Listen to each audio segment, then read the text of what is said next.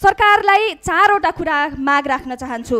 पहिलो नम्बरमा बाहुन डाँगीलाई हात्तीको चरण क्षेत्र बनाएर 2 नम्बरी धन्दा गर्न पल्किएका व्यक्तिहरूलाई तुरुन्त कारबाही गरियोस् र चरण क्षेत्र बनाउनका लागि खोलिएका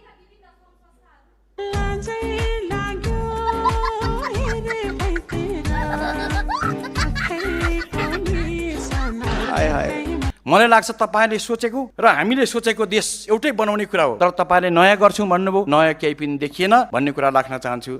सभामुखमा अर्थमन्त्रीलाई यो निवेदन। मैले के भयो सभामुख महोदय? मान्य सदस्य मिसिनले गरेको मान्य सदस्य मैले हैन। प्रतिनिधि सभाको आजको बैठकको कारबाही प्रारम्भ हुन्छ।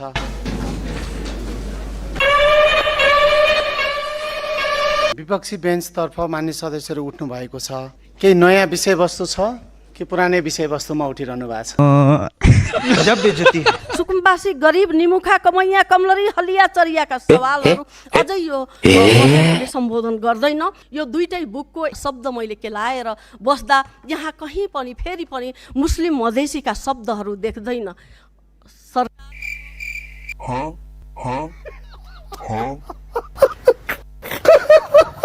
आयो हर के हल्ला, आयो हर के हल्ला, आयो हर के हल्ला। माननीय हर्कराज राय, समय 6 मिनट।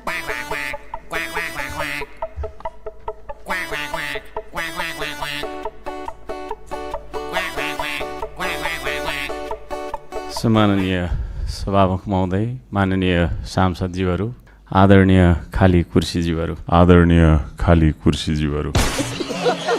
हाम्रो पूर्व प्रधानमन्त्री सम्माननीय केपी शर्मा ओलीज्यूको फोटो दुरुपयोग गरेर उहाँलाई चाहिँ राष्ट्रिय स्वतन्त्र पार्टीको सदस्यता लिएको भनेर सामाजिक सञ्जालमा चाहिँ छ्यापछ्याप्ती छ। यो विषयलाई पनि सरकार र सम्बन्धित पार्टीलाई ध्यान आकर्षण गराउन चाहन्छु।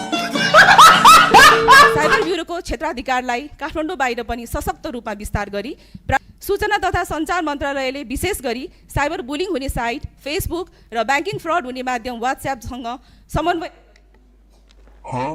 आँखों से छू लूं के बाहें तरसती हैं। चियाको निर्यात खुलाउन G2G पहल गर्नुपर्ने, चिया निर्यातमा डिप्लोमेटिक एक्सरसाइज बढाइनु पर्ने, दीर्घकालीन समाधान खोजिनु पर्ने, चिया टेस्टिङ ल्याब निर्माण प्रक्रिया अगाडि बढाउनु पर्ने। खत्तम।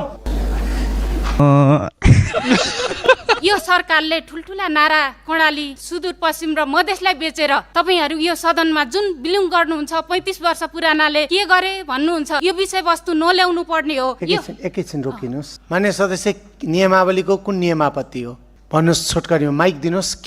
के नियमापत्ति हो बताउनुहोस्। उहाँले जुन चाहिँ बेचेको भन्नुभएको छ, बेचेर कहाँ बेच्नु भएको त्यो चाहिँ उहाँले प्रमाण देखाउनु पर्यो। कसले बेच्यो, कुन सरकारले बेच्यो? यो सरकारले बेचेको तपाईँसँग प्रमाण छ? सूचना तथा तपाईँको चाहिँ के अरे सञ्चार मन्त्रालयलाई चाहिँ मैले अघि पनि भनिसकेँ। त्यसमा पूर्ण रूपमा ब्रेकडाउन यहाँले लिएर आउनुपर्छ भन्ने लाग्छ।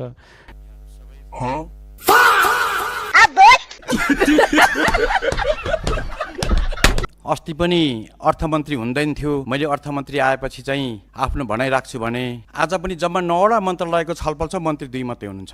मैले के भन्नु सभामुख महोदय, तपाईँलाई म यो निवेदन गर्न चाहन्छु। के गरौँ, कोही हुन्न। मैले कसलाई सुनाउने? तपाईँलाई सुनाएरै हुन्न होला।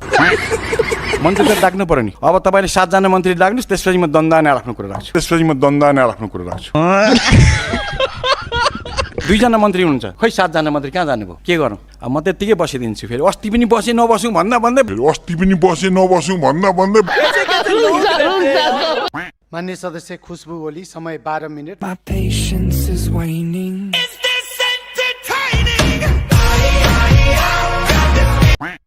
अब गृहमन्त्रीज्यूलाई म केही सुझाव राख्न चाहन्छु। हालका वर्षहरूमा अनलाइन ठगी, डिजिटल वित्तीय अपराध तथा साइबर ठगीका घटनाहरू तीव्र गतिमा बढिरहेका छन्। साइबर ब्युरोले केही रकम फिर्ता गराउन सफलता हासिल गरे पनि एकदमै अपर्याप्त छ। उदाहरणको लागि साइबर ब्युरोको जानकारी अनुसार करिब 14 करोड रुपियाँ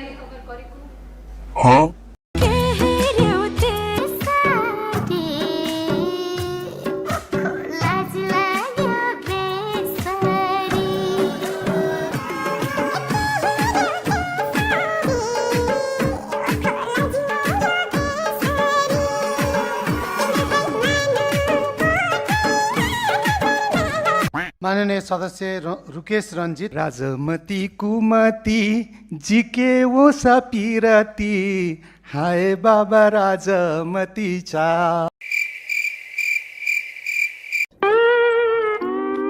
मुस्लिम समुदायको स्किल छ त्यो नेसनल इन्टरनेसनल लेभलमा लैजान सकिन्छ भने गजल आपको पता ही है, गजल बहुत अच्छा जा रहा है। मान्य सदस्य अगाडि बढौँ न, उभिराख्दा अप्ठ्यारो भयो। मान्य सदस्यलाई अगाडि बढौँ।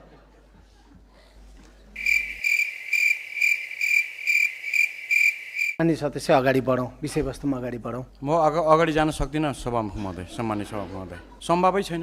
तपाईँ 9वटा मन्त्रालयको छलफल गरिराख्नु भएको छ भने 2टा मन्त्री मात्रै कसरी भयो त? मेरो आँखा कमजोर भयो। सम्मानीय सभामुख महोदय, अब हाम्रा पनि त्यस्तै सांस्कृतिक उत्पादनहरू छन्, जस्तै पालपाली ढाकाको कुरा आउला होइन, हस्तकलाहरू छन् हाम्रा, कति पस्मिनाको कुरा छ, यी सबैलाई थान्काका कुराहरू छन्। यी सबैलाई अब अन्तर्राष्ट्रिय बजारमा चिनाउने, बजारीकरण गर्ने भन्दै गर्दाखेरि सांस्कृतिक उत्पादनको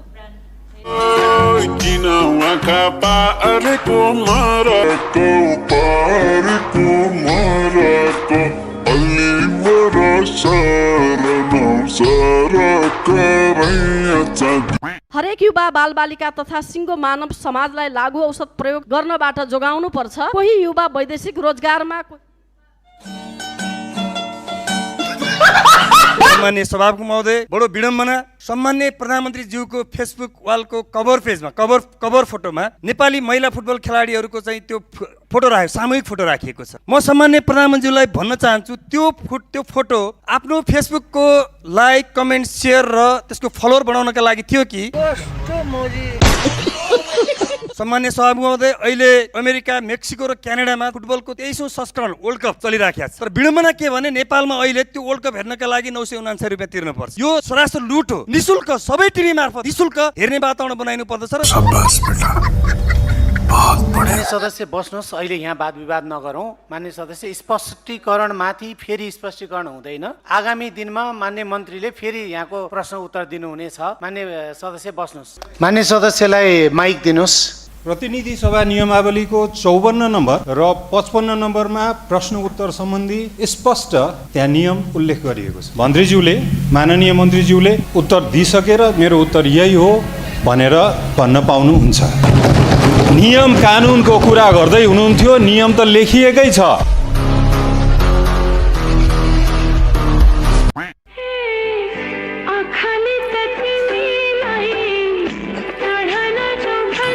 मान्य सदस्य अगाडि बढ्नुहोस्। सम्मान्य सभामुख महोदय, मैले धेरै अनुरोध गरिसकेपछि अब मन्त्रीजीहरू आउनुभएको छ। अब मन्त्रालय चाहिँ 8वटा छ, मन्त्री चाहिँ 6वटा हुनुहुन्छ। के हो यो? उहाँको देश बनाउने टिममा अर्थमन्त्री पर्नुभयो। बजेटको बेला चलिरहेको बेलामा सम्मान्य प्रधानमन्त्रीको देश बनाउने टिममा चाहिँ अर्थमन्त्री नपर्ने कुराले के संकेत गर्छ भन्दा यो बजेटप्रति सम्मान्य प्रधानमन्त्रीको पनि विश्वास खत्तम। देश बनाउन चाहिँ 3जना मात्र रहेछन् हैन? 3जना भनेको मन्त्री, पूर्वाधार मन्त्री, प्रधानमन्त्री। तपाईँ चाहिँ हुनुहुँदो रहेछ। प्रवीण लामिछाने छुट्नुभयो। देश बनाउने ठाउँमा तपाईँ हुनुहुँदो। अहिलेको बेलामा बालेन शाहको अनुहार समग्रमा देशको एउटा अनुहार, रवि लामिछानेको अनुहार समग्र एउटा देशको अनुहार हो। तर फोटोमा छुट्नुभयो। अब क्यामेराको फ्रेममा यत्रो छ, यसमा 3 करोड नेपालीको फोटो तपाईँको मोबाइलमा अटाउन सक्छ त? नेपालबाट जापान गइसकेपछि हामी पनि जापानिज भाषा बोल्न थाल्नु पर्यो। फेरि मगर भाषामा कुलाङ्गान क्याले भन्न थालियो भने मिल्दैन।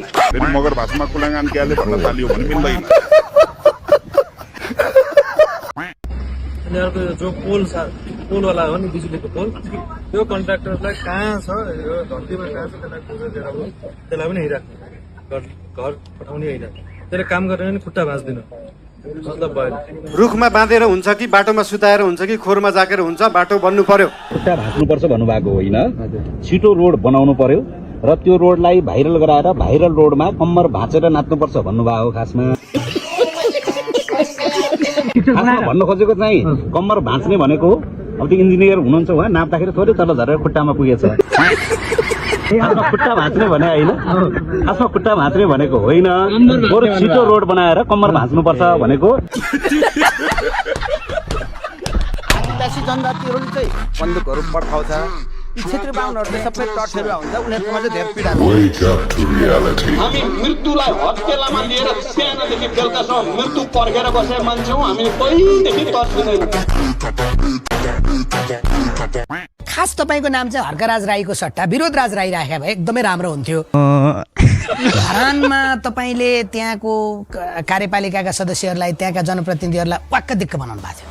मैले धरानले बल्ल बल्ल बल्ल बल्ल त्राण पायो। हो अब सिंहदरबार आउनुभयो तपाईँको आलोचकले के भन्छन् धरानले सुन्नु न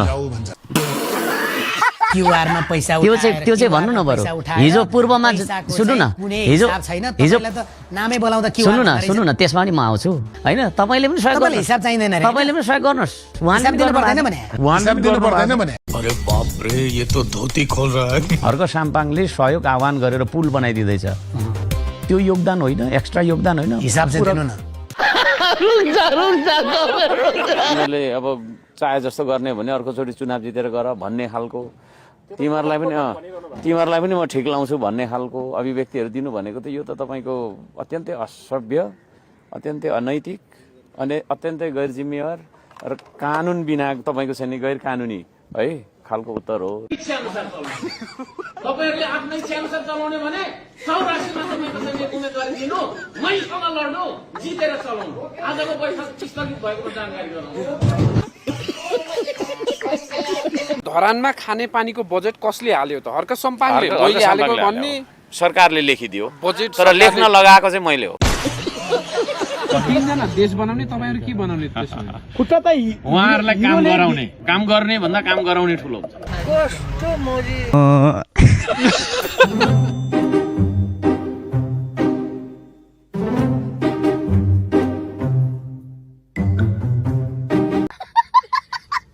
सरकारले गुनासो गर्ने होइन। मन्त्रीज्यू सत्तापक्ष हो या प्रतिपक्ष हो भन्ने कुरो थाहा हुनुपर्छ। यस्तो कानुन भएन उस्तो कानुन भएन भनेर त्यो लामो गीत हामीलाई सुनाउनु भयो यहाँले। अर्कोचोटिदेखि चाहिँ समयको ध्यान यहाँले दिनुपर्छ जस्तो मलाई लाग्छ।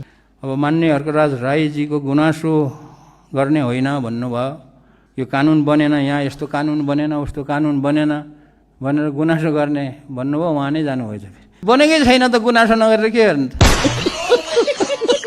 अर्को मान्यज्यूले पनि भन्नुभयो।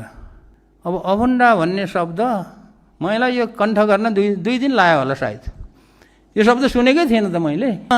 सचिवजीले भन्नुभयो अभन्डामा यति पैसा छ भन्नुभयो। के हो अभन्डा भनेको यस्तो यस्तो हो भन्नुभयो। अनि मैले त्यो शब्दलाई त्यो कण्ठ गर्नलाई कण्ठ गरेँ।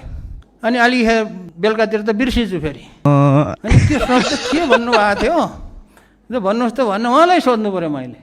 अनि त उहाँले भन्नुभयो फेरि सम्झेँ है ल अब कण्ठ गर्छु भने मैले कण्ठ गर्छु भनेको फेरि भोलिपल्ट त बिर्सिन्छु हेर्नु। बल्ल यो अभन्डा भन्ने शब्द बल्ल कण्ठ गरेको छु मैले।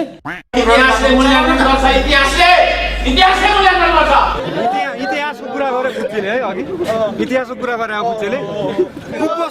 कुपोषण छैन के हो तेरो घरमा खाजाको रासन नसुना भो तेरो प्यार प्यार प्यार प्यार गर्ने भाषाको भाषण। राजतन्त्र र प्रजातन्त्रको कुरा गर्छस् गएको छैन अझ यो राजाको शासन।